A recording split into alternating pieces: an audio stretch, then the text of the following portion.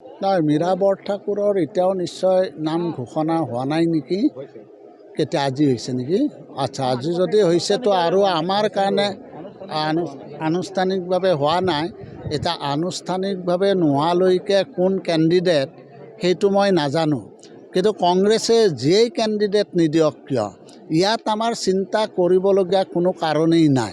কাৰণ আমাৰ মাননীয় মুখ্যমন্ত্ৰী হিমন্ত বিশ্ব শৰ্মাই উন্নয়ন বিকাশৰ ক্ষেত্ৰত যি ধৰণে ব্যৱস্থা গ্ৰহণ কৰিছে আৰু আজি কিছুদিনৰ ভিতৰত আমাৰ পশ্চিম গুৱাহাটী সমষ্টিত কেইবাটাও বৃহৎ আঁচনি ইতিমধ্যে আধাৰশিলা স্থাপন কৰা হৈছে। ভৰলুমুখত আমাৰ এলিভেটৰ কৰিডৰো আনুষ্ঠানিকভাৱে শুভ উদ্বোধন কৰিছে আৰু আমাৰ সমষ্টিত বিভিন্ন ঠাইত ইতিমধ্যে আমাৰ ফ্লাইঅভাৰ নিৰ্মাণৰ ক্ষেত্ৰতো আধাৰশিলা স্থাপন কৰিছে, কেইটামান আমাৰ অনুমোদনৰ পথত। গতিকে ৰাইজে এইবিলাক কথা গম পাইছে।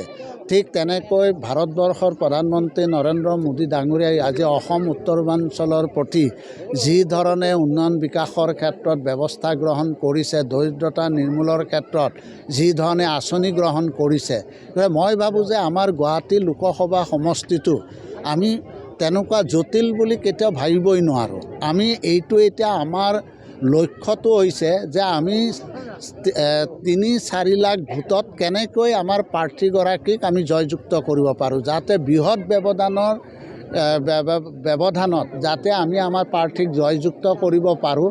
তাৰ বাবেহে আমি এতিয়া আমাৰ ফিল্ডত আমি কুচকাৱাজ আৰম্ভ কৰিছোঁ। আপোনালোকৰ ফালৰ পৰা প্ৰাৰ্থীৰ যি তালিকা কেতিয়ালৈকে প্ৰকাশ কৰিব? কাৰণ এতিয়া বৰ্তমানলৈকে কংগ্ৰেছৰ প্ৰাৰ্থী তালিকা প্ৰকাশ কৰা নাই।